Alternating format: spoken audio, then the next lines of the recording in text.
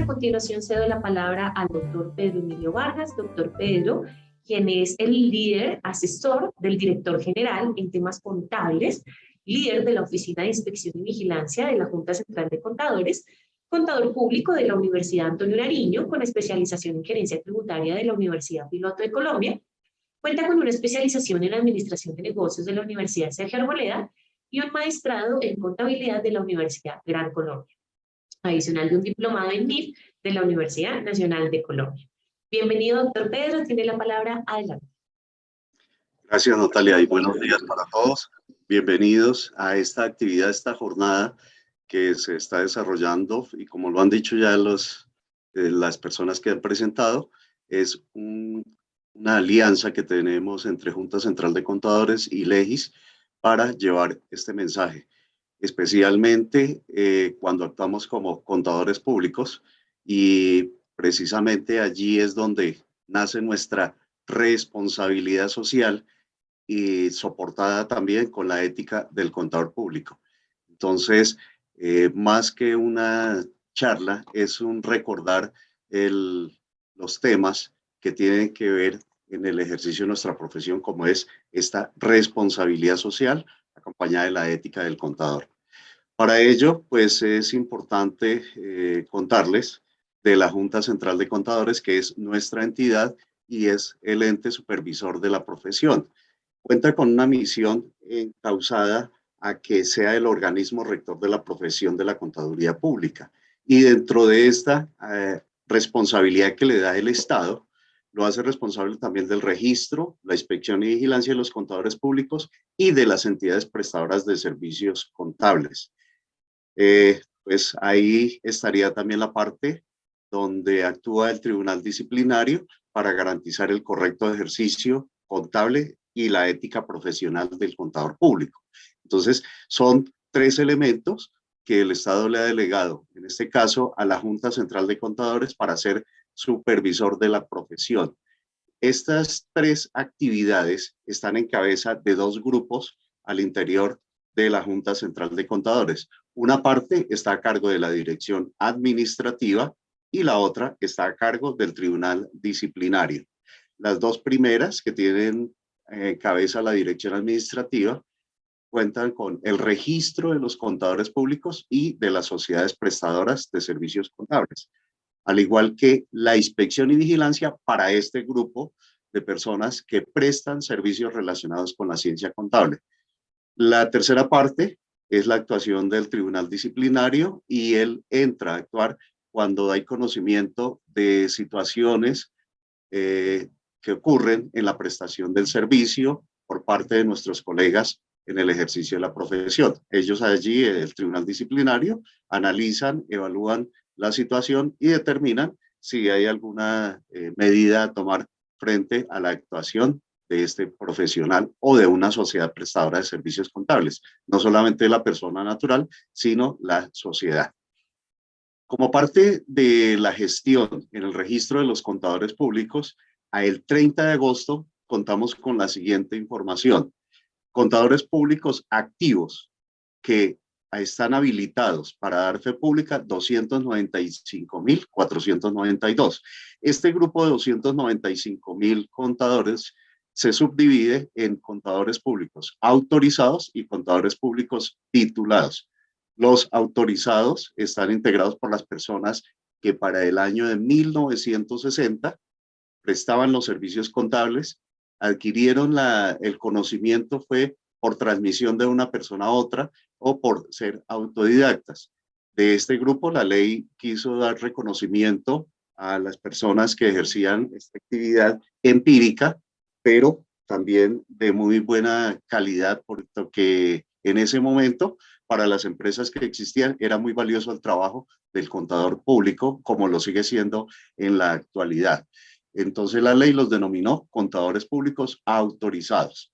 El grupo mayor corresponde a las personas que nos hemos formado en una facultad de contaduría, y al corte del 30 de agosto estamos habilitados 294.249 contadores públicos. Ya vamos acercándonos a los 300.000 contadores públicos activos, y habilitados para dar fe pública. También existe un grupo de las entidades que prestan los servicios contables. Está integrado a esta misma fecha de corte por 4.004 sociedades que prestan los servicios relacionados con la ciencia contable. Otro dato estadístico que tenemos en la Junta Central de Contadores tiene que ver con la clasificación de este grupo de los 295.492 contadores públicos. El 65% está representado por mujeres y un 35% por hombres. Entonces, hay una gran participación de la mujer en las actividades, en la toma de decisiones, en el apoyo a los empresarios para los temas relacionados con la ciencia contable. Pasando ya al tema de nuestra profesión, voy a contarles el tema de los órganos que regulan o que nos dan las herramientas para ejercer la profesión de contador público. Para ello, se han identificado 3 grupos que se encargan de distintas actividades. Por ejemplo, ¿quiénes son los reguladores? O sea, las entidades que emiten las normas y según el sector. También está el registro y la supervisión, como es el caso de el otorgamiento de la tarjeta profesional y la inspección y vigilancia para la disciplina de los contadores y la normalización técnica, en donde resuelven consultas, emiten orientaciones técnicas y ellos se encargan también de presentar los proyectos de normas. ¿En qué consiste este último, el proyecto de normas? Está ligado con que en el grupo de los entes reguladores lo conforman el Congreso de la República, la Contaduría General de la Nación, los Ministerios de Comercio, Industria y Turismo y el Ministerio de Hacienda y Crédito Público. No quiere decir esto que los 4 entes que les estoy mostrando ahí en la pantalla sean los entes que están elaborando las normas para aplicarla por parte de nosotros los contadores. No, el Consejo Técnico es el encargado de presentar el proyecto de normas y con este proyecto de normas lo presentan a los ministerios de Comercio, Industria y Turismo y el de Hacienda y Crédito Público. Estos 2 ministerios se encargan de hacer la presentación ante el Congreso de la República y llevarlo para que allí haya las discusiones del caso y luego sí se emitan las normas. Pero como están bajo el grupo de los reguladores, pues son las personas encargadas ya de generar el documento final que vamos a aplicar con los procedimientos y las normas. Es el caso, por ejemplo, de la norma que vamos a escuchar en unos momentos a cargo del doctor Luis Henry Moya. Esto surgió el mismo proceso. Hay un proyecto que se genera al interior de este organismo y lo presenta para que siga su conducto y se pueda cumplir la actividad y ya tengamos la norma aprobada. Cuando me refiero al registro y supervisión, está en cabeza de las superintendencias y de la Junta Central de Contadores. ¿Por qué a cargo de las superintendencias? Por lo particular de cada sector que está a cargo de cada superintendencia, requiere de un estilo, una forma o una calidad de información que se debe suministrar por los vigilados que pertenecen a cada una de ellas. Entonces, por eso ellos emiten unas normas, pero más tienen que ver con la presentación de los informes, porque todo el procedimiento contable pues está regularizado con un decreto que en la actualidad es el decreto 2420 de 2015. Y la Junta Central de Contadores, pues como ente que habilita a los profesionales para dar fe pública, pero también ejerce la supervisión y vigilancia por los servicios que prestan las personas. En cuanto a los normalizadores, hay 2 entes que están a cargo. Uno es el Consejo Técnico de la Contaduría Pública. Esta entidad o este grupo se encarga de resolver consultas, como lo indico aquí, emitir orientaciones técnicas y presentar los proyectos de normas. Esto encaminado para las empresas del sector privado.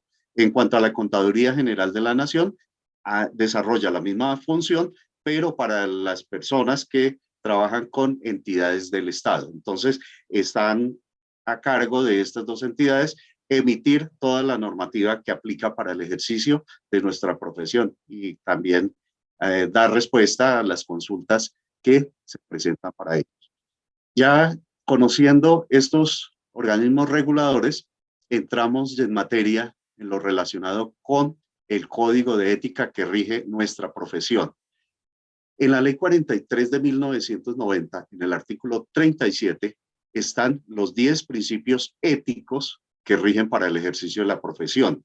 Es un grupo de elementos que nos facilita, nos orienta para poder encauzar el tema de dar fe pública de una manera ética y cumpliendo con nuestro código que rige el ejercicio de la profesión.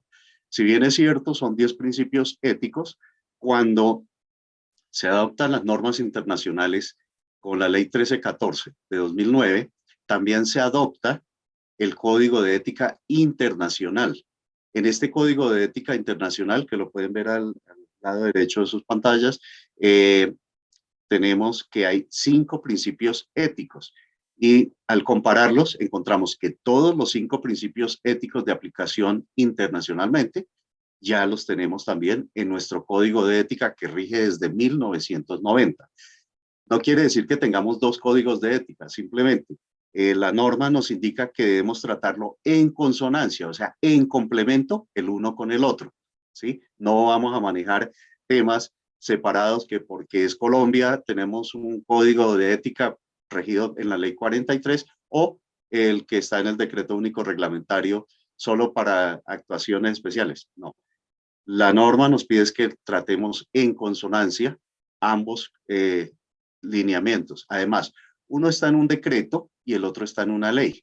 Y por la jerarquía de las leyes, un decreto no puede modificar a una ley. Es un complemento. Entonces, siempre debemos tratarlo en consonancia o en complemento el uno con el otro. Allí es donde nace el hecho de dar fe pública y aplicar nuestro código de ética.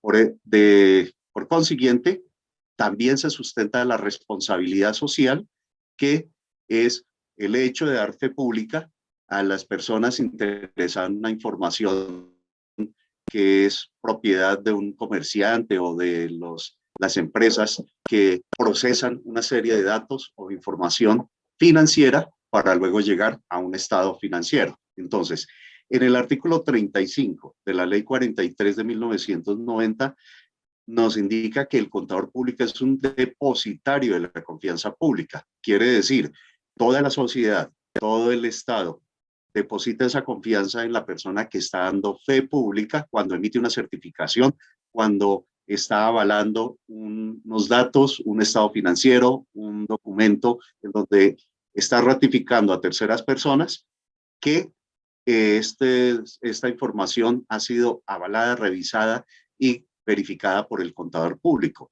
Ahora, la certificación del contador público se materializa cuando se emiten estos documentos.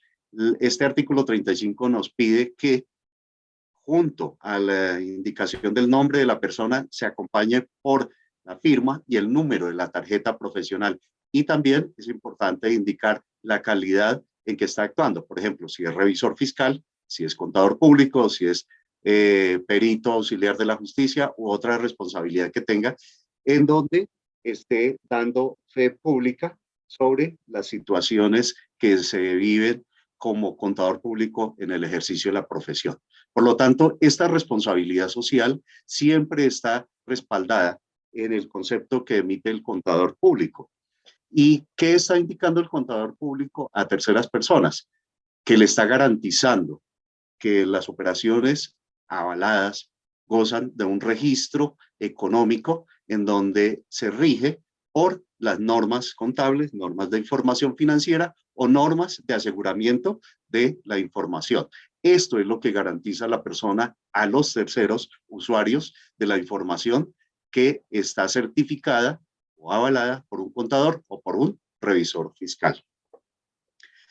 Con el hecho de tener esta responsabilidad social de dar fe pública, esto se hace mediante unas conductas o actuaciones que tiene el profesional frente a terceras personas o frente a la información que está certificando. Por lo tanto, con estas conductas se construye la confianza ante la sociedad y soporta el tema de la responsabilidad social. Entonces, ¿cuándo se materializa esta conducta que construye la confianza? Cuando emitimos una certificación, estamos indicando que es una fiel copia de la realidad económica de un cliente o de la persona que está presentando esa información. Al firmar y certificar hechos de información financiera, estamos diciéndole a terceras personas, como contador, como profesional de la contaduría, hice una previa verificación.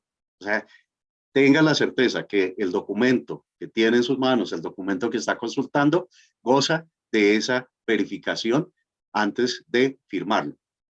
Una tercera conducta que construye la confianza ante la sociedad es conservar la reserva profesional.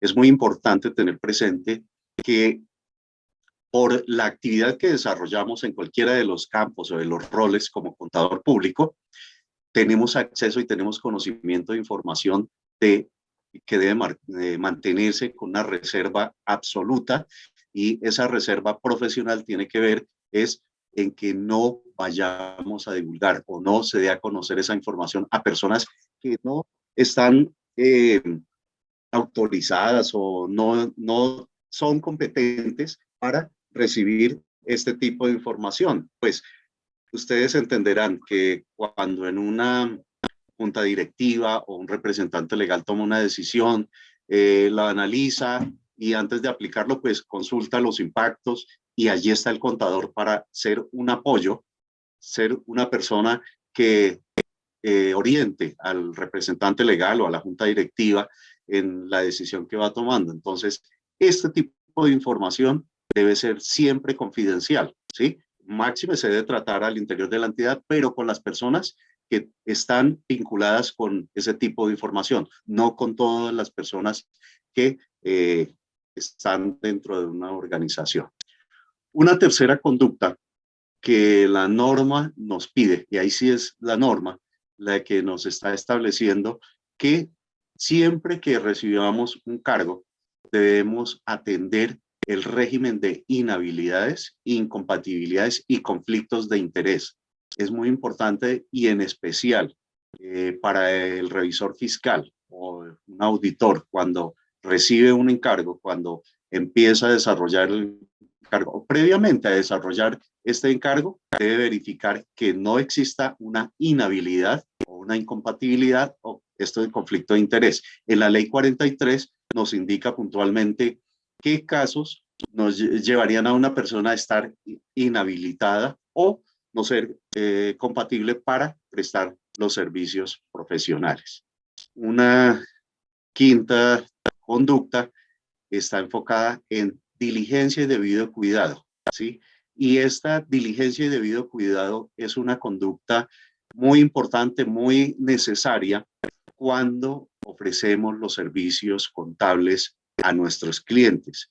De acuerdo con el artículo 46 de la ley 43, allí dice que todas las actuaciones del contador público deben estar por escrito. No dice que se firme un contrato, pero al estar por escrito, ¿qué se deriva de allí? Pues cuando contratemos, cuando ofrezcamos los servicios, cuando empecemos a prestar los servicios, acudamos a tener un contrato de por medio. Esto facilita la relación entre el servicio que presta el contador y el servicio que recibe el cliente cuando le entregamos el producto a que nos comprometemos a ofrecerle en una cotización o en un momento dado para llenar las expectativas de lo que solicita el cliente. Por lo tanto, cuando hablamos de diligencia de debido cuidado, nos está indicando la norma es, por favor, colega, contador, tenga presente las normas, tenga presente todo el procedimiento que existe para diligenciar una información, para utilizar un software, procesar la información financiera de un cliente y luego obtener el resultado final, ¿sí? Y esto está unida, esta conducta está unida con la siguiente, y es velar por la debida conservación y custodia de libros y documentos de sus clientes. Esta última conducta, de las que le relaciono aquí, porque hay muchas más, pero hemos considerado en la Junta que son las más importantes, no pudiera decir tanto eso, sino las conductas con que más frecuencia llegan quejas a la Junta Central de Contadores. En el tema de velar por la debida conservación y custodia de libros y documentos, algunas personas consideran que reteniendo libros, reteniendo información, presionan el pago de sus honorarios. Es un error terrible porque esta situación se asemeja o tiene sanciones penales porque se asemeja a un delito, a un hurto. Entonces, retener papeles, retener documentos no debe ser una práctica.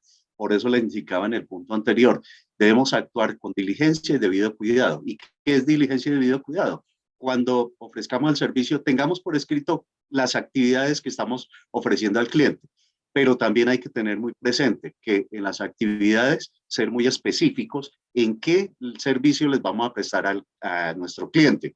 No es escribir, prestar el servicio de revisoría fiscal, pero es que la revisoría fiscal tiene un sinnúmero de actividades y si deja la puerta abierta, pues el representante o la persona que lo está contratando le puede asignar cantidades de actividades o prestar los servicios de contador público. Sí, pero es que allí está desde elaborar la nómina, desde procesarla, llevarla al software, obtener el estado financiero. Es bueno identificar en detalle cada una de estas actividades y eso clarifica más la relación con su cliente y asimismo la entrega de los productos finales o los entregables que se comprometa el contador a presentar o entregarle a su cliente. Entonces, observen que aquí son solo 6 conductas con las cuales construimos esa confianza ante la sociedad. Pero, ¿qué pasa cuando no se ejercen adecuadamente? Pues que se destruye esa confianza, ¿sí? Y por consiguiente hay una consecuencia. En el artículo 20, en los artículos, perdón, del 23 al 26 de la ley 43, indica que la consecuencia de quebrantar la confianza de la sociedad, pues estaría representada o en una amonestación, una multa, una suspensión o la cancelación de la inscripción. Observe que la flecha va en ambos sentidos. No quiere decir que una dependa de otra, porque si la falta es muy grave, de una vez daría para que en la actuación del tribunal disciplinario le cancele la inscripción al profesional. Cuando se habla de una suspensión, pues hay situaciones que llevarían al tribunal a tomar la decisión de suspender al profesional en unas etapas del ejercicio. Puede ser el número de meses. Pero, ¿qué sucede? Desafortunadamente, hay colegas que estando suspendidos continúan prestando sus servicios, pero la Junta hace un proceso de cruce de información con otras entidades, en este caso con la DIAN, y allí se verifica cuando una persona ha firmado declaraciones tributarias. Y el hecho de firmar una declaración tributaria indica que está actuando. Entonces, una persona suspendida no puede prestar los servicios, no debe, porque poderlo lo hace. Pero en el curso de información, cuando se identifica que la persona suspendida continúa prestando los servicios, automáticamente se da la cancelación de la inscripción a la tarjeta profesional. Entonces, lo más adecuado es no llegar a cometer ninguna de estas o ninguna actuación que vaya en contra de la ética profesional, porque eso va a tener unas consecuencias y llevarían a que se llegara a cancelar la tarjeta o la inscripción del contador público. Y una persona, después de formarse tantos años, de estar dando fe pública tantos años, que le cancelen la tarjeta profesional, no puede actuar ni dar fe pública. Ya de nada le sirvió haberse formado como contador público. Ahora pasemos a otro tema relacionado con esa responsabilidad social que tenemos ante la sociedad.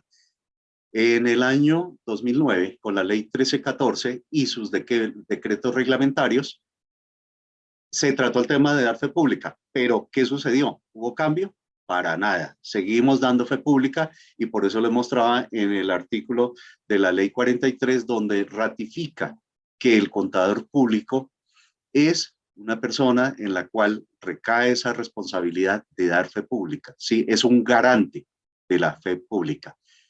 Con la ley 1314 de 2009, ¿qué tenemos? Pues nos indica unas reglas, unos principios pero le da mucha importancia, bastante importancia, al tema del juicio profesional. ¿Y el juicio profesional qué es? Pues el tener todos los conocimientos, la experiencia para convertirse en una persona analítica, no convertirse en una persona operativa de solo llevar unos registros contables. No, el profesional de la contaduría pública está formado es también para ser un asesor, un apoyo de la gerencia, de la junta directiva y de los demás estamentos en una empresa en donde preste sus servicios. Para ello se cuenta con un marco técnico normativo en donde están las normas contables, las normas de información financiera y normas de aseguramiento de la información. Les indicaba que en el decreto único reglamentario 2420-2015 está conformado por 6 anexos y estos 6 anexos son la ruta o la carta de dirección en donde podemos consultar dependiendo del tema que vayamos a tratar. Por ejemplo, en los 3 primeros anexos está todo el marco normativo, la parte técnica de cómo aplicar o qué aplicar en el proceso contable para las empresas del grupo 1 o grupo 2, empresas pymes, o grupo 3, que corresponde a las empresas que tienen una contabilidad muy sencilla, muy simple. En el anexo número 4 tiene el código de ética y la norma internacional de control de calidad, que es la norma que está próxima a ser modificada y es el objeto de la segunda parte de la charla, en donde el doctor Moya nos va a contar en qué va a consistir ese cambio de pasar de una norma internacional de control de calidad que la debemos aplicar todos los contadores, ¿sí? En las actuaciones que desarrollemos cuando estamos dando fe pública. En el anexo número 5 está el marco técnico normativo, pero para las empresas que ya no tienen negocio en marcha. Por ejemplo, las que están en liquidación. El marco normativo es distinto, tiene una aplicación diferente que al de las empresas que sí están con negocio en marcha. Y en el anexo número 6, pues, tiene información relacionada con soportes contables, libros de contabilidad, comprobantes contables, los estados financieros intermedios. Entonces, estos 6 anexos son los que conforman la norma que está vigente y que aplica y nos robustece para fortalecer este juicio profesional y así convertirnos en unas personas que estamos dando fe pública y seguimos apoyando y respaldando el ejercicio de la profesión contable. Bueno, ya como unas reflexiones finales a este tema, la sociedad colombiana, el mundo de los negocios en general, están siendo permeados por actos de corrupción, fraude y o lavado de activos.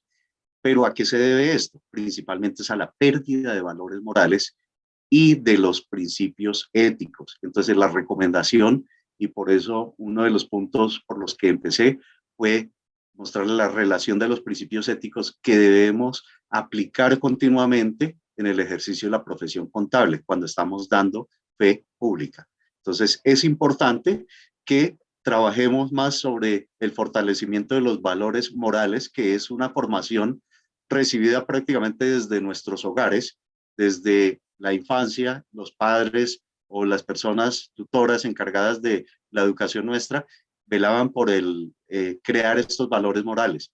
Con los principios éticos estamos fortaleciendo el ejercicio de nuestra profesión, que en este caso es la contaduría pública. Todos estos hechos, o todas estas situaciones que identificamos en el ejercicio de la profesión, pues si contamos con unos valores morales, unos principios éticos que sean aplicables rigurosamente, no tenemos por qué fallar en el tema de dar fe pública de una manera responsable frente a la sociedad. Ahora, la profesión contable no es ajena a estos fenómenos, ya sea por acción o por omisión. Por lo tanto, la invitación es que debemos interiorizar y actuar siempre teniendo presentes los principios éticos para el ejercicio de nuestra profesión. ¿Qué nos va a llevar esta actuación teniendo presentes los principios éticos? En primer lugar, a contribuir y elevar la confianza y credibilidad de la sociedad en la profesión contable. No solamente a la profesión contable, sino este tema también influye en la forma en que sus mismos clientes van a dar fe de la actuación suya como profesional de la contabilidad pública. Entonces, esto se convierte en un voz a voz. Y si usted no presta un buen servicio, seguro que la carta de presentación no va a ser la mejor de parte de su cliente. Entonces, es importante tener claro e interiorizar todo lo que tiene que ver con los principios éticos, pero también debe estar acompañado del conocimiento y entendimiento del marco técnico normativo, ¿sí? Porque esto nos permite crear las acciones preventivas y complementarias a las labores correctivas hasta realizar el trabajo que estamos comprometiéndonos a hacer. Yo sé que para las personas, por ejemplo, que nos formamos hace muchos años en los temas contables, que cursamos una carrera, en ese tiempo no contábamos con ese marco normativo que rige en la actualidad. ¿Qué nos ha tocado hacer? Pues formarnos, si es el caso, ser autodidactas, pero siempre estar en una actitud competitiva frente a las nuevas generaciones que ya vienen con esta formación de alguna manera, ya conocen todo el marco normativo que aplica a nivel internacional. Y esto nos ayuda también a tomar las acciones preventivas o correctivas que la norma de calidad hace referencia a las amenazas.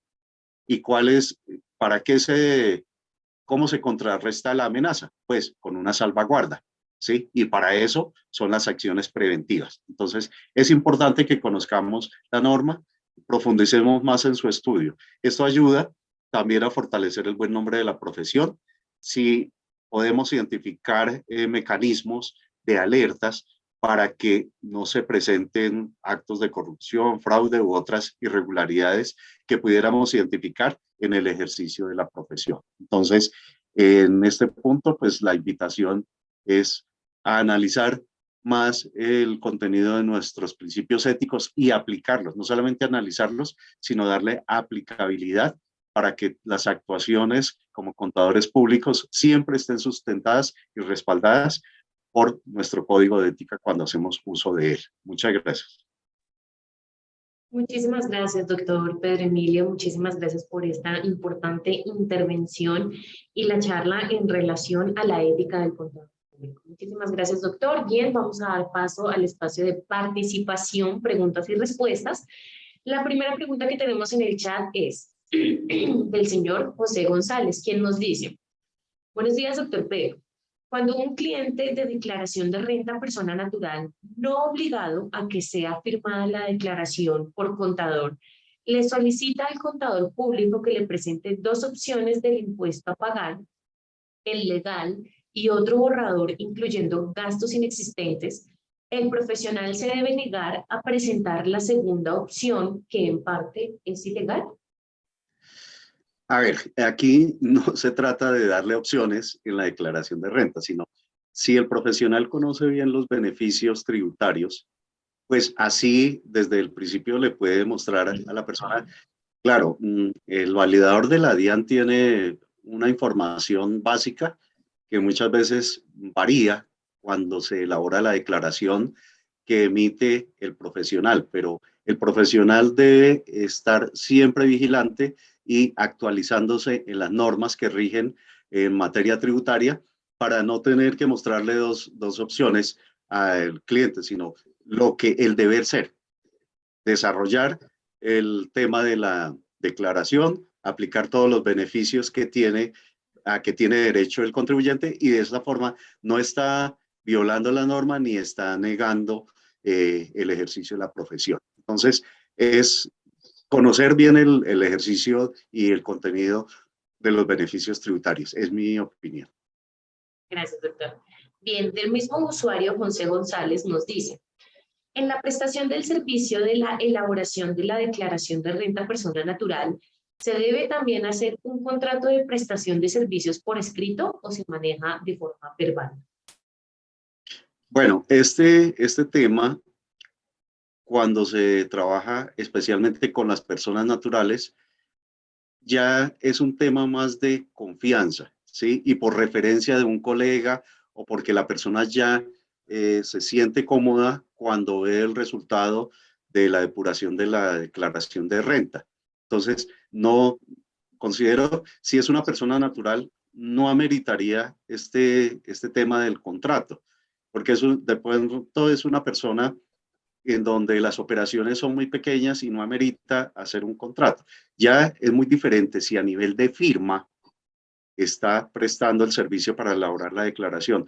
Por cautela, por precaución, es bueno algún documento de compromiso en donde se definan las reglas de en qué momento se le va a entregar la declaración, qué soportes se le van a entregar al cliente. No es solamente elaborar la declaración, sino es importante entregarle los soportes que dieron origen a las cifras que reportan en la declaración.